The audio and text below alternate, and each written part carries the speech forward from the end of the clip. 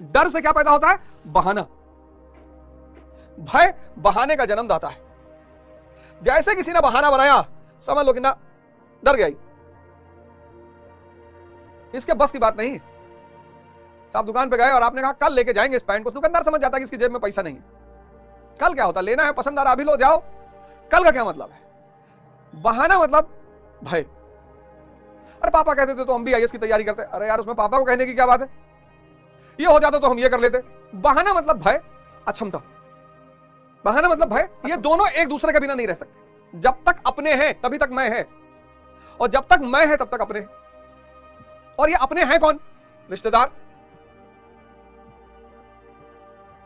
Friends और पड़ोसी।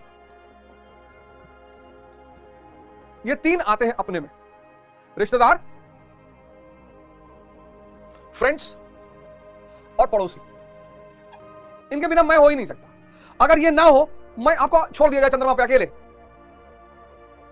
आपकी सारी तमन्ना, सारी इच्छा सब खत्म हो जाएगी। क्यों क्यों खत्म हो जाएगी? उसकी वजह है, जब व्यक्ति पैदा होता है इनके साथ और इनके साथ रहते, इनके कुछ विशेष लक्षण हैं, जैसे ईर्ष्या, जैसे द्वेष, अहंकार। सबके 3 इडियट मूवी देखी ना, कहा कहता कि पहली बार हमें ह्यूमन साइकोलॉजी के बारे में पता चला कि दोस्त फेल हो जाए तो दुख होता है और टॉप कर जाए तो बहुत दुख होता है। ये हम सब के अंदर है, ये सब मैं के फीचर हैं।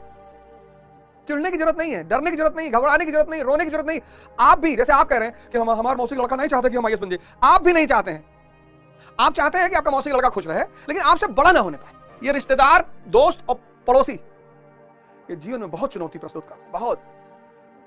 जैसे ही आपके पड़ोसी को पता चला कि आप दिल्ली जा रहे हैं आईएएस की तैयारी करने, आपके मुंह पे तो कहता है बहुत बढ़िया सोचो, बहुत बढ़िया सोचो, बहुत बढ़िया, जाओ जाओ भैया, हम तो भगवान से मनाई था पहले प्रयास में हो जाए। लेकिन अंदर अंदर घुट रहा है वो, और घुटने के बाद दूसरे से कह भी रहा है कलेक्टर बने गए हैं।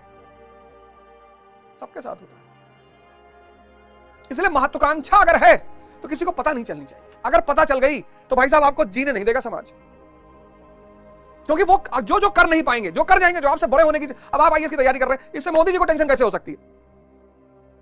अमित शाह जी को टेंशन, अखिलेश यादव जी को, इनको लोगों को टेंशन, आपसे बहुत ऊंचे हैं, आप आईएएस की तैयारी करने जा रहे हैं।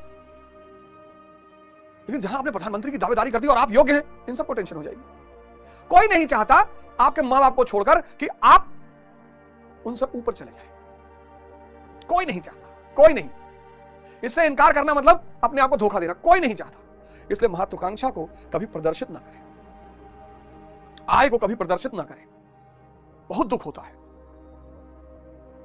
तो जब अब यही सबसे ज्यादा चुनौती आपको जीवन में 3 ही लोग फेस करेंगे, रिश्तेदार, दोस्त और पड़ोसी, और इनके बिना आप रह नहीं सकते। तो जब आप आईएएस बनेंगे, सबसे पहले अपने घर की तरफ भागेंगे, क्योंकि आपको इन तीनों का रिएक्शन देखना है। इस संसार में जो उपलब्धि है उसका आनंद क्या है? आप आईएएस बन जाएंगे तब भी 2 ही रोटी खाएंगे। आनंद है इन तीनों को दिखाना, देखा